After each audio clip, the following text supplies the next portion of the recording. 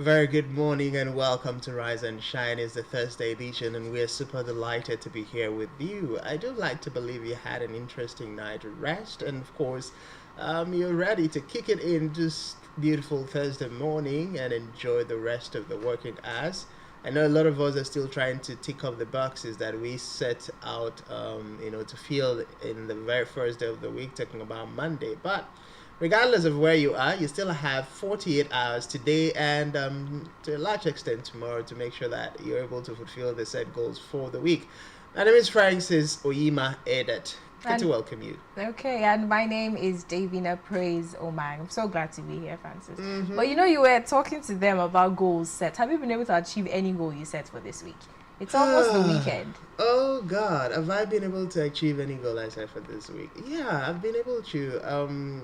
I know that as a Saturday last week, I had the first time to refresh myself in a long while. Hung out with a few friends, and then when I got back on Sunday, I was able to pen down a few things I wanted to get sorted before the end of September. And so far, from a list of 5, 3 has been crossed up, so I can say yes. Oh, that's amazing. That's serious progress. Yeah. So definitely, I would say it's been a great progress. I mean, compared to other months, September, I think it all started in August too. September and August have been a tremendous month for me. But of course, this is Rise and Shine, and we're here to talk Nigeria and things happening across the world. You know that the United Nations General Assembly and the engagement of President Ahmed Bola Tinubu on the sidelines of the United Nations General Assembly is topping the chart of conversations and, of course, bringing that back home to the different concerns and reactions from the Nigerian people.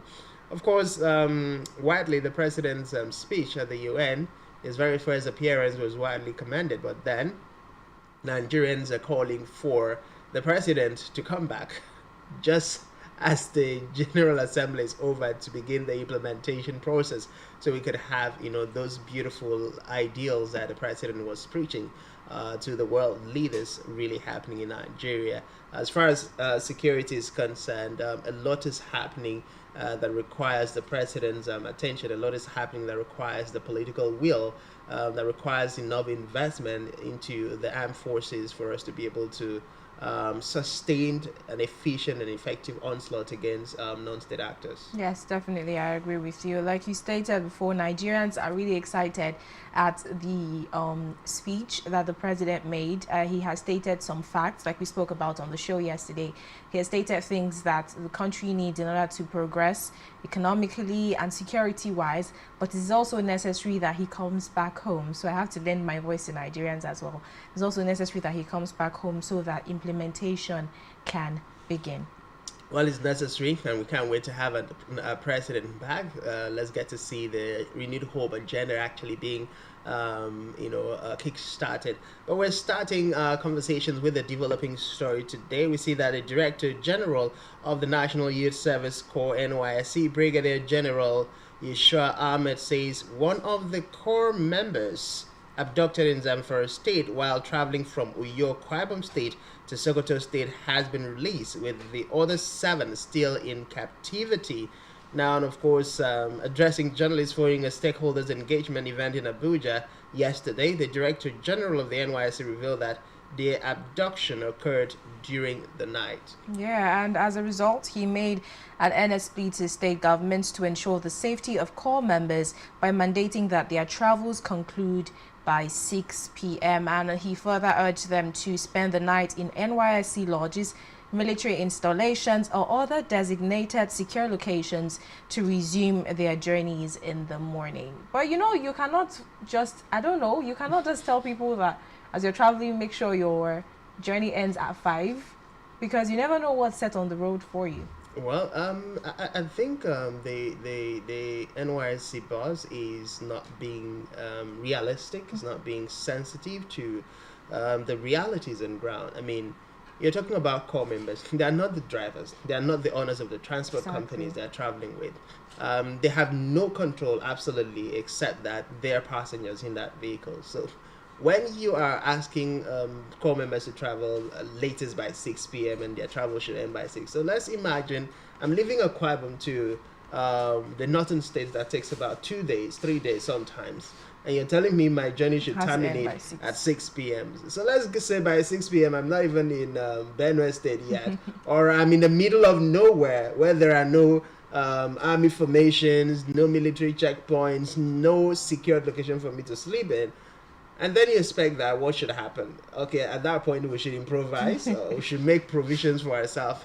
It's very unrealistic. I think the leadership of the NYC needs to go back to its drawing board, needs to sit back and review some of the things that we want to allay fears. Just because we want to sound right is still going to go back to the same problem. We have to be able to address these issues holistically to be able to see a change. It would be a different thing when you say, okay, once NYC core members, get to their PPAs or get to their respective locations of service, they should be restricted to moving around as much as they can. Let whatever engagement they have to be involved in, whether official or unofficial, should be within the time frame. By 6 p.m. everybody should be back in their respective lodge. That can be understood. That is, a wisdom. I know in my family growing up there was a curfew. Once you're outside, except church activities, as everybody knew that, okay, choir practice is going to end by 7. Every other thing, once you're out, by 5:30, you are looking at your time and you're calculating the distance from where you were to that. Because once it is 6 o'clock on the dot, that's some nice, some nice, Nice tools with you. thing, and that kept us in check. So if you tell core members to abide by that kind of instruction, that kind of rule, it is understandable. No control of the logistics and all the things that are involved is completely out of place. Yeah, I have to say, I feel like maybe he had made a statement out of impulse and worry for the other 6 who are still in captivity, or 7 who are still in captivity. So I hope that he goes back, sits down and really looks at what he said, because like you said, sometimes you're traveling and the vehicle stops where there is no motel, no hotel, there's no guest house, there's no checkpoints where we have the soldiers or anything. So he really needs to look back at this. And imagine, as a core member, let's say it's like 5:45, you see a checkpoint and you ask the driver to drop you. You go meet the soldiers and say, it was said that we shouldn't travel past 6 p.m. so I've come to meet you to ask for a place to stay. It seems like a lot when you think about it. Now, it's actually kind of funny as well.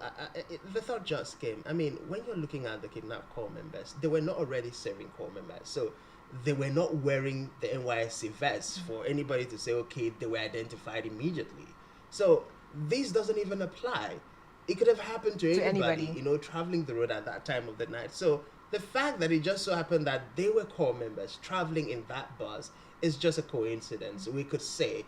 And that goes to say a lot. I know that the NYC uniform is one thing that, stands out anywhere core members are. And just like we saw some time back in this country, sit-at-home order started in the southeast, and the police became soft target. There was a point, even in Lagos State, at some point, some time ago, where police officials didn't go to work wearing police uniform. They wear their normal uniforms, get to the police station and change.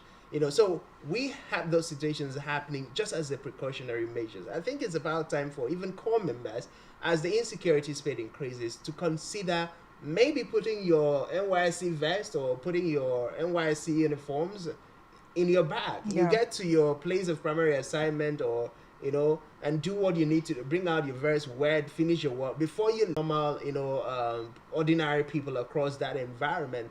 That, to a large extent, I believe, would help us save the soft target or the targets placed on NYC core members. That's true. I totally have to agree with you. Well, additionally to what the general said, he said that efforts were underway to provide palliatives to mitigate the impact of fuel subsidy removal on core members.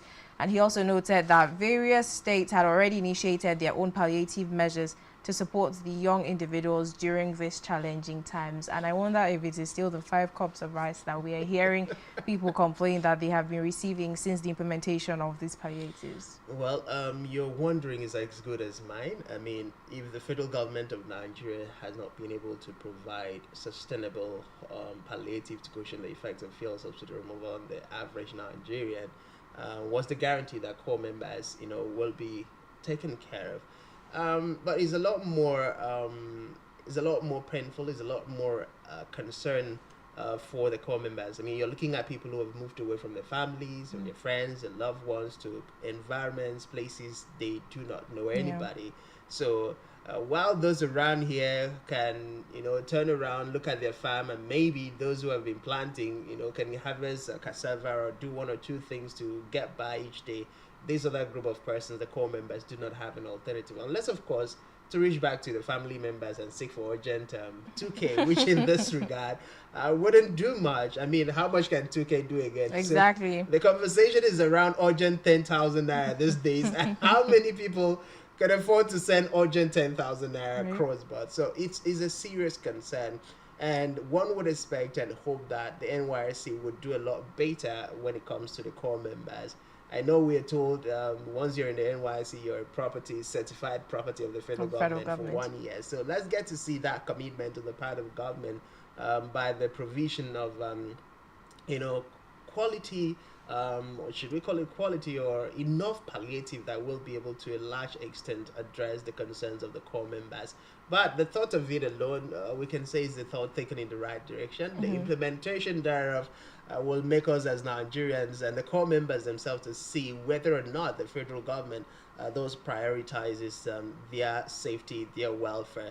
But we move away to the next developing story. We see that the Chief Justice of Nigeria, Justice Olukayode Riwola, has expressed concern over the significant volume of cases, particularly those of a political nature, that judges are tasked with handling on a daily basis. We see that Justice Ariwola spoke yesterday during the swearing in of the recently appointed justices of the Court of Appeal in Abuja.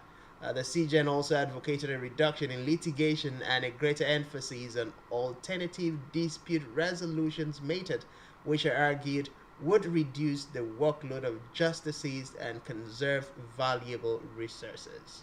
Our families and friends of the 9 newly appointed justices of the Court of Appeal were in attendance at the Supreme Court, alongside heads of courts, the president of the Court of Appeal, members of the outer and inner bar, and other top government officials. Well, of course, we saw that the Chief Justice advised the juries to uphold their reputation and flee from temptations which might come with juicy, juicy gift. I like how that was put. Yes. The gifts are juicy. Very juicy. Well, of course, following the practice direction of the Court of Appeal, which allows the appellate court 90 justices, the swearing in of 9 justices brings the number of judges from 71 to 80. Of course, that's the comment coming from the Chief Justice of the Federation, Justice Ariwola. And when we look at, I think it was just recently that the judiciary came out to say the judiciary is already burdened with over 400 different, election-related petitions currently in court that are yet to be decided upon. And then you look at, in one election, you're looking at that much number, 400 plus. What would happen to, the off-season elections that we're going to have? When you now bring that in and add, it's overburdening. And most of these cases are yet to even be determined. That's true. I have to agree with you. Well, I don't think that is going to end anytime soon, because these days, I mean, after the presidential candidates from the Labour Party and PDP, I think they have shown other candidates who feel like maybe they will be, I don't know the word to put it, they will be robbed. They have taught them that going to court, it's insane. But I mean, we still have a lot of students in the lower departments. Let's hope that, them graduating would mean something different for us. Will that mean anything different? I mean, when the judicial system is already burdened, it's definitely going to be a problem. But we know that a senior advocate of Nigeria, Professor Paul Ananaba, says the judiciary is under a lot of pressure to respond to the numerous elections petitions. Now, Ananaba, who was a guest on a show, asserted that the justices are humans and are overwhelmed with handling of every single one of the filed election petitions. Of course, and open court, he said, we have more because in one election cycle, you will be getting up to 6, 7, 800 cases in the form of petitions, either pre or post election issues. It puts so much weight on the judiciary. Now, the senior lawyer pleaded with Nigerians, politicians who had filed multiple lawsuits to assist in lifting the load on the system, adding that electoral reforms in the Electoral Act would gradually lead to fewer lawsuits. Yeah, it says let us start pulling back a bit. We need electoral reforms if you do not want the judiciary to be so overloaded. It says look at our court of appeals. How many election appeals are going to be heard? The regular court cases are also there. What do you want them to do? So many questions being asked. So they are human beings. They would not have all the time to look at matters. Open quote, cases filed in 2010 have not been heard at the Supreme Court. Many of them, it has not gotten to their turn. 13 years. Let us, who are Nigerians, who are politicians, begin to help the system also reduce the burden. That is what he said there. Okay, so you're looking at 13 years ago. Cases that were filed 13 years ago, still in court pending. They've not been decided on. That means even cases that were filed within the era of former President Muhammadu Buhari are still in court. And then you're talking about the Ahmed Bola Tinubu's dispensation. Cases are up. Looking at the numbers, looking at the fact that we have so much, I know that one of the conversations we've had over time has been the fact that justice is being delayed in Nigeria for way too long. There are lots of people who are in prison custody whose cases have not even been tried. The judgment has not been given, but they are awaiting trial in the prison cells. Now imagine your case is a case that should have given you maybe a year jail term or 2 years jail term. And because of the delays in the judiciary system, you've already saved 10 years. You've already saved 5 years. So will those 5 years, 10 years, be reduced or subtracted eventually when, the verdict is eventually given? And then there are other concerns, when you hold justice for a long time, people who should have been free, people who should have gone about their normal lives, are being restrained, are being denied that fundamental rights just because there is, lapses. There are lapses in the judiciary system, and those are some of the concerns that most Nigerians have raised. Can we get to a point in Nigeria where court cases are sorted out? And like the senior advocate of Nigeria suggested, can we also try, alternative court? I know that every time once politicians have issues, they don't want to talk, they don't want to dialogue, they want to head to court. But can we have the dispute court, the alternative dispute resolution court, also handle some of those things, which would basically come to, the two parties having some level of understanding, having a commitment to that understanding, and moving away from that, rather than, continuing to burden the legal system. Well, I feel like when you make this statement, see you in court, it has a lot of weight. So maybe that is why whenever there's a problem, no matter how small it is, they take it to court. But I have to agree with what you have said. I feel like there should be other forms of settlements for most of these issues that do not necessarily have to be a burden on the legal system. But at the end of the day, it still falls in the laps of the legal system to verify that these kind of means are legal enough for people to use as a means to settle their disputes outside of the courts. Of course, the alternative dispute resolution centers, which I stand corrected though, but I know in Akwa Ibom State we have one.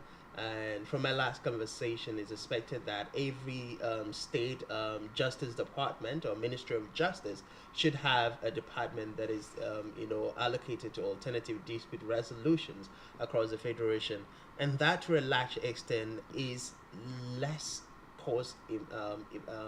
Should we say it's not as costly as going to the law court, because you do not go through the rigorous process of having to pay lawyers appearance fee, having to pay for a whole lot of things that happens within the main court or the main judicial system, and the processes involved in it. So this is lesser, this is reduces cost, and yet you are still able to get justice, and quickly as well, because you're talking about resolution. Most times when people get to sit back and get to communicate, you get to see that at the end of the day, there's absolutely no reason for you to even have, headed to court. I mean, it's a matter of shifting grounds. You agree to some terms, I agree to some terms. We signed to make our commitment. Of course, the alternative dispute court will always be following up to make sure that both parties, are following through the terms of agreement that they put forward. So that, to a large extent, will help us reduce the burden on the judiciary system. But will Nigerian politicians listen? That is another question. Because it's one thing for the CJN to advise, it's one thing for the senior advocate of Nigeria to advise. It's another thing for the Nigerian politicians to say, okay, you know what? You beat me this time. Let's go to this place and try and see how we can resolve it. And that could be the result. But then, for us to even consider the alternative dispute court, I think we should also, Nigerian politicians also need to get to a point where they normalize, putting an end to the winner takes it all. Because when people canvasses for election and then they lose out, especially when they feel like they actually did win the election and for some reason it was stolen from them, like we see the APs, the PDP and the Labour Party currently appealing the case against the President of the Federal Republic of Nigeria. So when we get to a point where winners don't extend olive branch by pronouncement, by press statement, to actually actions that says, yes, I won the election, I know you contested the election, how about we join hands together and build this country? How about we join hands together and build this state? Now, I know you had a manifesto. These were things you highlighted in your manifesto. Let's bring that and add to mind. Let's iron out Work these for the good manifestos. of our, Yes, of our harmonize the communities. manifestos and see how we can build our state, build our country.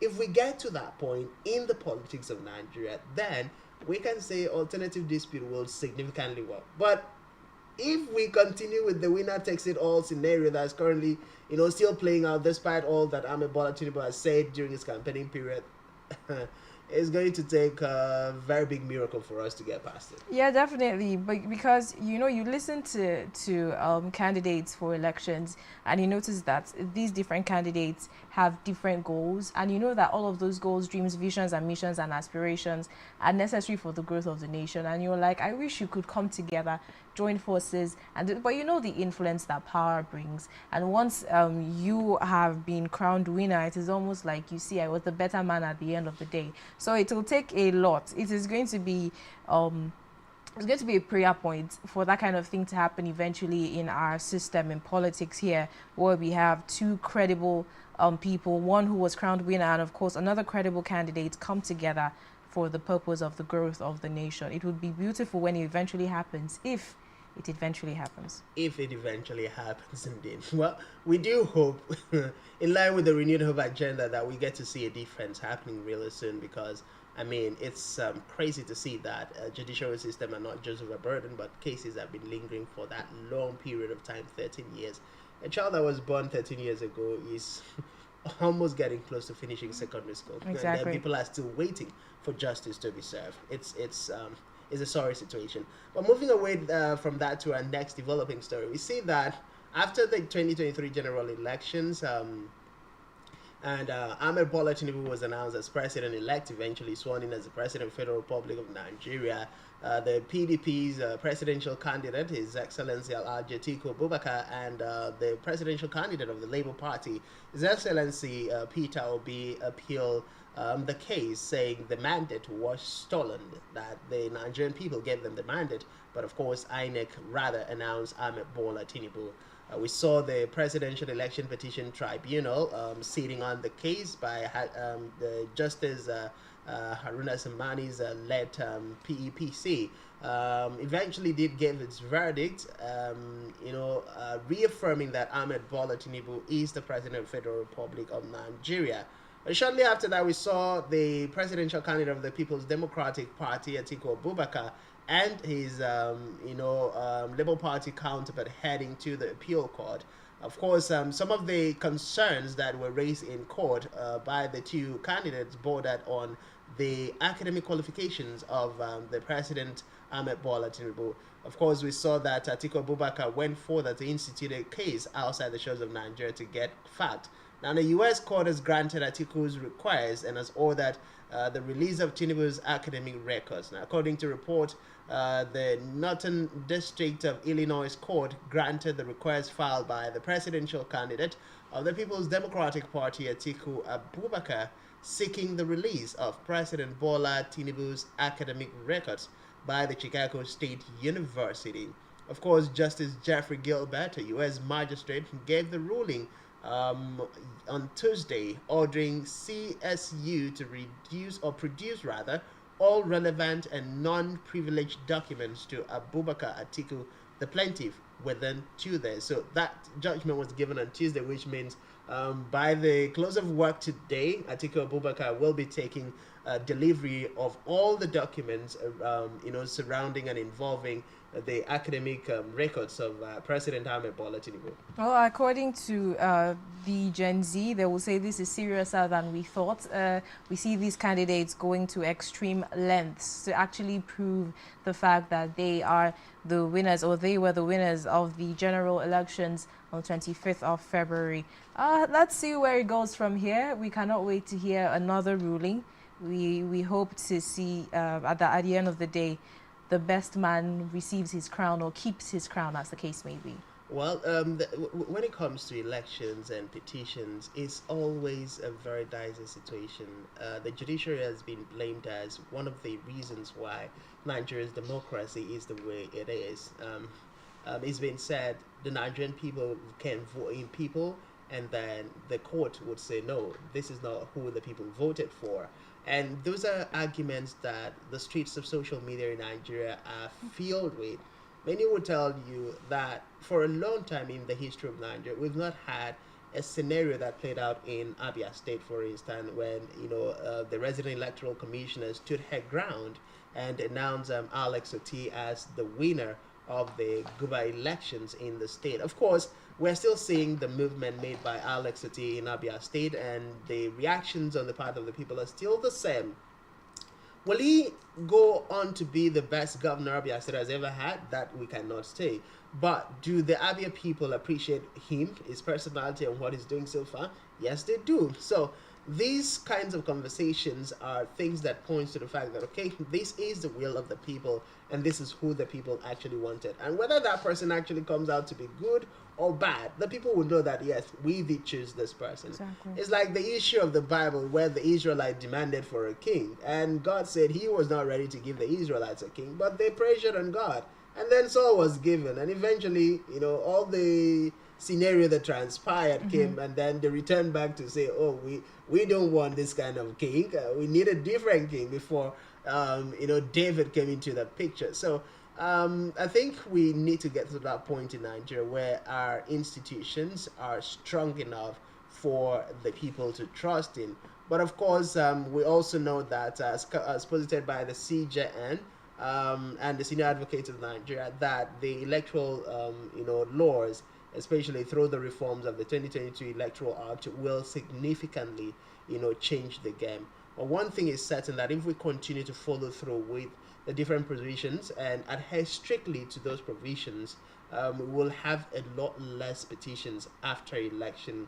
Take, for instance, one of the reasons why we have Atiku Abubakar and Labour Party's Peter Obi in court has been traced to the fact that INEC was unable to upload the result directly from the polling units as they had said.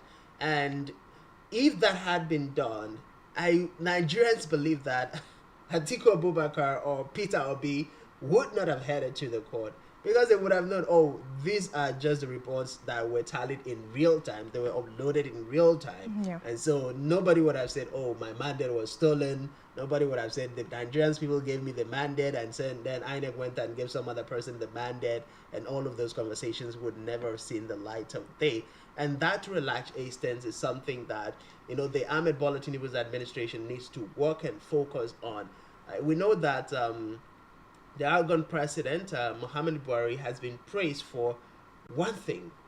Nigerians will say, even if he didn't get any other thing right, at least giving the electoral system a facelift has been one of the major achievements that Tinubu made. rather Muhammadu President Buhari, Muhammadu. made, or understanding the statement that he said even he himself came to power on a faulty electoral institution, and he needed to correct that so that people who vying to represent Nigerians would actually have the opportunity, and Nigerians would have the opportunity to, on their own, decide who leads them. Definitely, I have to agree with you. We hope that moving forward, like you have said, the Renewed Hope agenda would also look into the matter of, you know, elections being results being announced when they are supposed to be announced at the end of the day, because I remember how upset Nigerians were when the results of the elections, the just concluded elections, were announced while people were asleep. So we hope that moving forward, the INEC, given the facelift that Muhammadu Buhari gave, we hope that moving forward they will be more efficient and work sufficiently for the hope of all of Nigerians and of course future candidates and winners of the elections.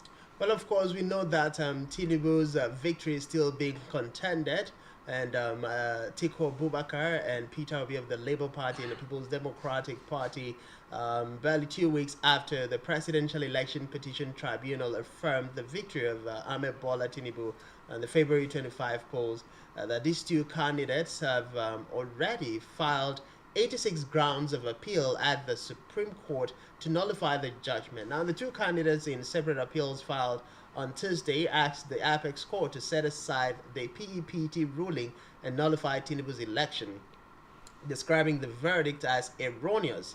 Atiko's appeal was hinged on 35 grounds in which he faulted the tribunal's ruling on electronic transmission of results. Now, that's exactly what I just said a few minutes ago. Yeah. While the Federal Capital Territory vote and other key planks, Obi, on the other hand, faulted the September 6th judgment on 51 grounds. Well, that's intense and that's a lot. Well, the PEP led by Justice Haruna Samani had, in a unanimous decision, held that Atiku and Obi, as well as other petitioners, failed to substantiate their allegations against the poll conducted by the Independent National Electoral Commission, INEC. The justices stated that the documentary and oral evidence presented before them could not prove the claims of irregularities, corrupt practices, non-compliance with the electoral guidelines, and other allegations for which the petitioners had asked the courts to void Tinubu's election, of course. Now, Atiku, who came second in the poll, had prayed the court to void Tinubu's election and declare him as the authentic winner of the poll. And Obi, on the other hand, also he said that he was the rightful winner of the polls, despite coming third in the exercise. This is intense. Well, these are two persons laying claims to one position. So we now have three contenders for one position. And one would wonder, between Peter Obi and Atiku Abubakar, who has the right to actually appeal the case. But this is the scenario and the narrative that will always play out as far as the Nigerian legal system is concerned. I know that there are also conversations recently that says perhaps if the present administration, Ahmed Bola Tinubu, or the outgone president, Muhammadu Buhari, had not said, if you feel aggrieved with the election, go to court, we may not have had a number of litigations currently spiraling out. And of course, there's also been that conversation that all of these litigations is further putting pressure on government and how the government is being run. Because if you filter the polls of Nigeria on the social media, some persons are saying maybe Ahmed Bola Tinubu is still, not so sure of his stand as the president of the Federal Republic of Nigeria. When you look at scenarios playing out, we know that just yesterday, for instance, the Kaduna State governor was sacked by the state governorship election petition tribunal. Of course, now I'm declaring the APC governorship candidate as the governor of the state. So when you look at scenarios like that, one moment you're the governor of the state, the next moment the court says you're not the authentic governor, you did not win the election, some other person won. And that's the end of the story. And before you know it, we're looking at appeals. And then on the other hand, you're also looking at the same scenario. Just recently we saw the leadership of the National Assembly coming out to tell Nigerians that one of the things that is making legislation to be slow is that over 400 legislators are involved in legal battles, legal tussles, bordering on the authenticity, the validity of their elections. So most of these senators, most of these legislators are not even sure if they're going to stay in office True. with the way the legal system is. So can we really blame these people if they don't perform? The answer is as mixed as the colors of the Nigerian flag. We can say it's both sides or it's either side. Some can give the excuse, or they can, who really have the strength, and say, you know what, I can be unseated tomorrow, but for the time that I'm here, I'm going to do what needs to be done of representing my people. So I think Nigerians should get to the point where politicians do not make it a do or die affair when it comes to election.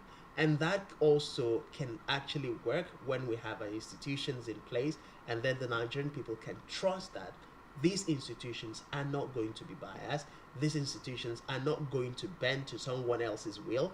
These institutions are going to represent the true mandate of the Nigerian people. Yes, I have to agree with you, but I feel like for that to happen as well, we also need to see the INEC actually be an independent body, like you said, and not solely lean towards one candidate, a candidate of choice or a candidate with influence and affluence. I feel like when that happens and the INEC, the truth is Nigerians see it all. We see it all at the end of the day, and you know, when Nigerians see that, okay, this person who was just announced or crowned or given the mandate as the president of the Federal Republic of Nigeria is somebody who actually was deserving, or somebody who won the elections, I feel like at the end of the day, even when the other person says they want to go to court, it wouldn't be a story for us to drag about, because the INEC must have done their part as well. So moving forward, we are urging together the Independent National Electoral Commission to actually be independent in all of their affairs, their dealings and their rulings, so that they are the major problems for the judiciary system now, complaining about cases who have been in court for 13 years. So I feel like they have a huge role to play in this as well. But I totally agree with you. Well, they do have a huge role to play. But of course, going back to some of the things you've said in the course of our conversation, for us to have INEC actually be an independent institution, you have to look at the recruitment process. That's another conversation that suffers. How do we get these resident electoral commissioners that are posted to the state? They are being given through appointment. Who are those who ratify the appointment? There are people in position of authority, the legislators, the president, you know. So when you look at the recruitment process, there is definitely that, you know, undertone of he who pays the piper detects the tune. So the conversation is moving to a point where we should have not the president, not the National Assembly, but maybe an agency of government saddled with the responsibility of, you know, recruiting people into the cadre of resident electoral commissioner, so that we can have people, you know, who are not entitled to anybody's or who are not tied to anybody's apron strings. Yeah, who do not have favors to pay back. You know, leading the institution that is very very critical to our collective growth and development. And then also, you're also talking about some resident electoral commissioners being party, you know, card-carrying members. There have been allegations of different, you know, resident electoral commissioners, you know, being card-carrying members of a political party secretly, because of course they don't do that openly and they won't speak openly. Of course, there have also been conversations of them being too close to government. Maybe, for instance, now we have a sitting resident electoral commissioner in Akwa Ibom State, and before you know it, maybe it's time for him to be, you know, relocated to another state and another reg posted to Akwa Ibom. You find that the moment that reg comes to Akwa Ibom, you know, there begins to be this interaction going in and out of government quarters and all of that. And Nigerians would say, the moment you begin that kind of relationship, chances are somewhere down the line you would begin to be biased in your thoughts, in your affiliations, in how you handle things. But we know that in the midst of all of this, we still have resident electoral commissioners, we still have INEC officials who are sincere, who are just, who are transparent, and who are on the side of what needs to be done, right? But moving away from that, the African continent has experienced you know, spate of coups in recent time. The recent one being Niger Republic and of course Gabon, where we've seen the military taking over power. We see that the Rwandan president Paul Kagame has said for the first time that he plans to run for a fourth term in office. And of course, that is as the election draws near in 2020. 2024, that's next year.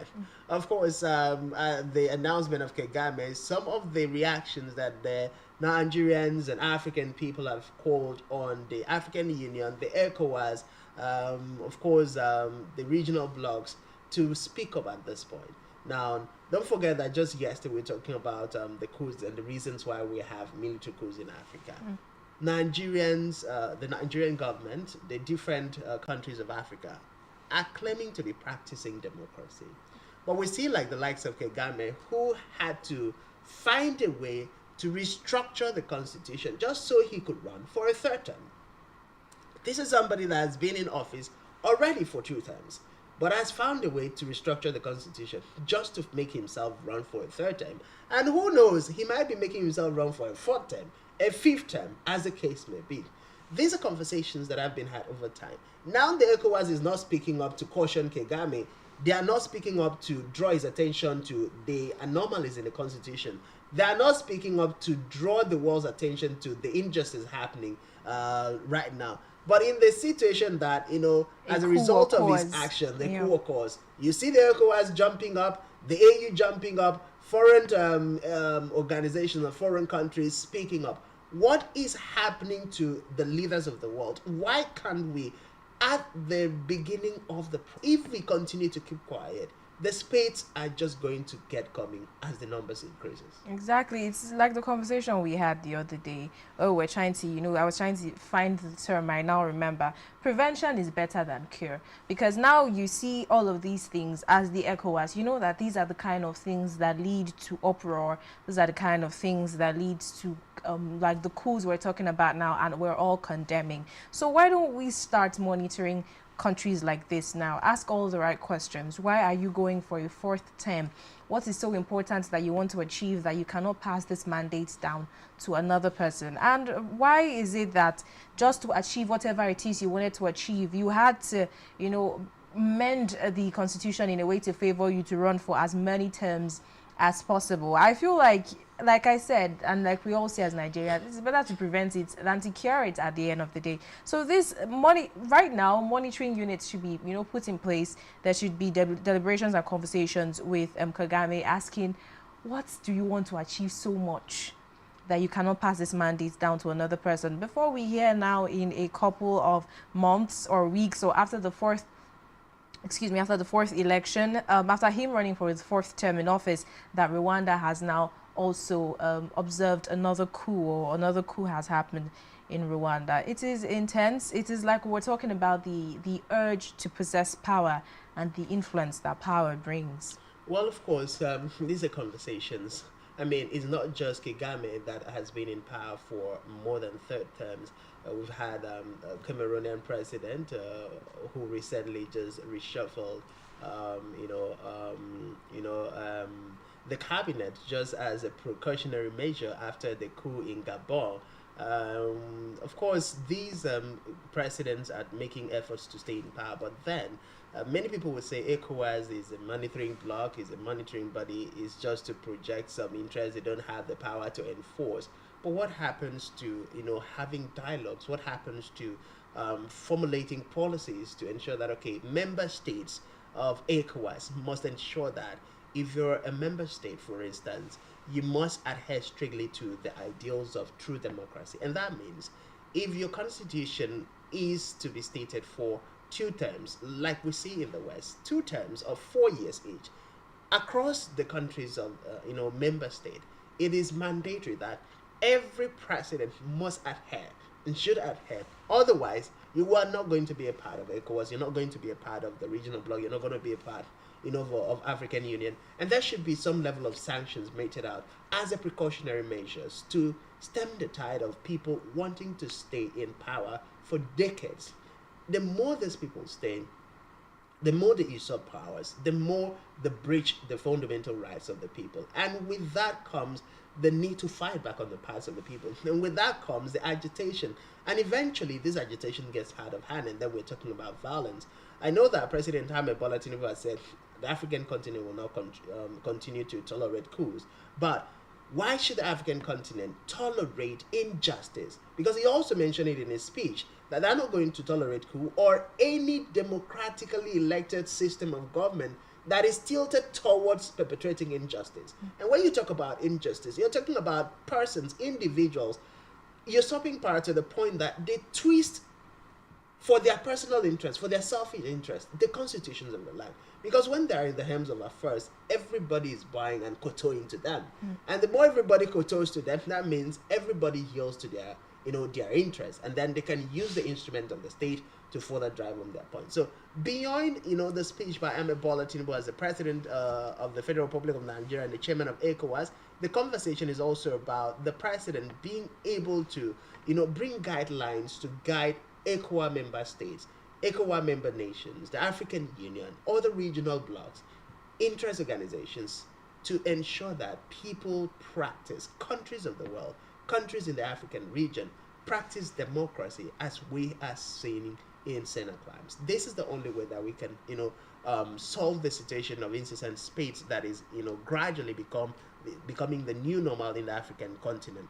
But moving away from that to a very first flash story this morning, we see that the NIDCOM boss has petitioned the Egyptian head, seeks probe into that of Nigerian passenger. Of course, we see the chairman and CEO of Nigerians in Diaspora Commission, NIDCOM, Bike Debiri Erewa, has written to the management of Egypt, demanding probe into the death of Remi Lekun Toyose, who died aboard the airline on September 4th, 2023.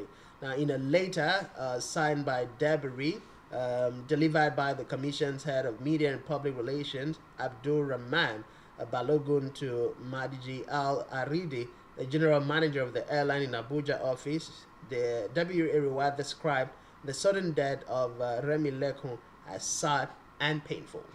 Now, in the petition, Dabiri Erewa stated that Remi Lekuni's case was drawn to the attention of NIDCOM in a petition sent by Mrs. Olufumilola Olaniyi Alabi, her elder sister, based in the United Kingdom, on behalf of the family to the commission.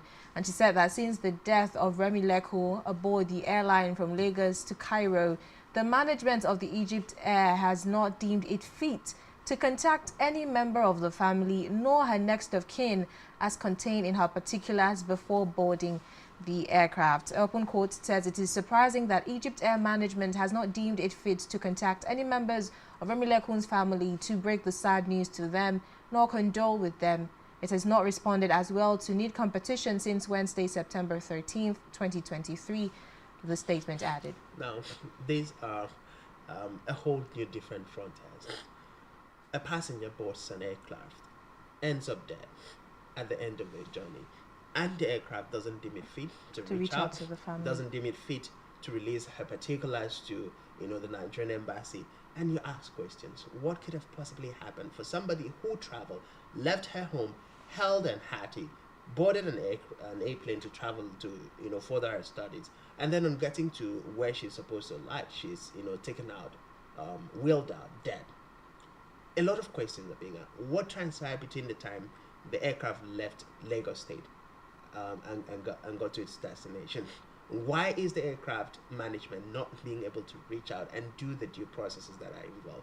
So a lot of questions being asked, but we do hope that the Nigerian NIDCOM is able to follow through this case, because we've had enough of Nigerian nationals dying without anything being done. All that we always see is probe investigations, and then that is all there is to it. I think it's about time for the federal government to prioritize the life of every Nigerian, and in the event of these kinds of tragedy or situations arising, people who are found capable should be punished according to the rules of the law. Of course, that will serve as deterrent, and that will put a lot more value on the lives of every Nigerian. But we'll take a short pause here and, of course, head out to the newsroom next, where Mary Joseph is standing by to take us through the latest happening around the world. And when we come back, Rise and Shine will continue. Stay with us.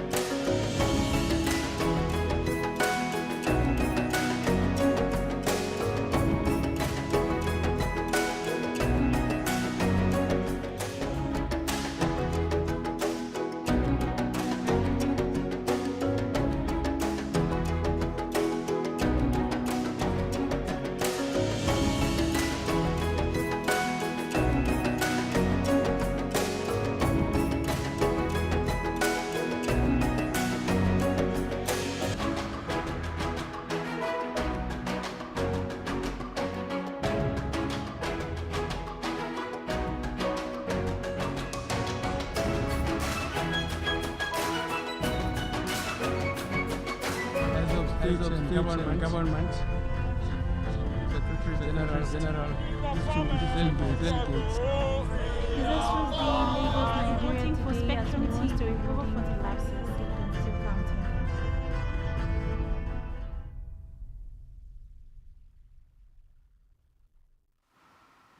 A very good morning to you and welcome to your morning news brief on Spectrum, live from Uyo. I am Mary Joseph. We begin the news brief with a report that the federal government has said that this year's Independence Day celebration on October 1st will be low-key and will not feature the usual ceremony at Eagle Square, Abuja.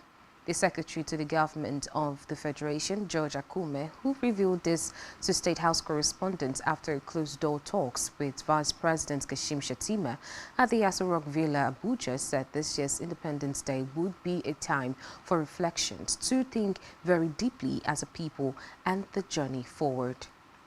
We head straight now to education, where the Minister of State for Education, Dr. Tanko Sununu, has appealed to students, parents and lecturers in public tertiary institutions to shun acts capable of disrupting the academic calendar ahead of school resumption. Sununu made the appeal in Abuja when the leadership of the Congress of University Academics paid him a courtesy visit.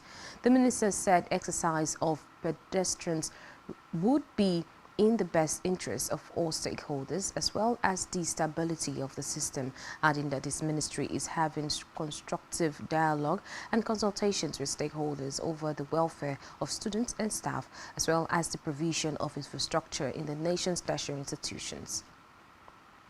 In another development, 16 Nigerian teachers will be departing on Friday for Liberia under the Technical Aid Corps and at the request of the Liberian government. The Director General of the Directorate of Technical Aid Corps, Yusuf Yakub, said this at the pre-departure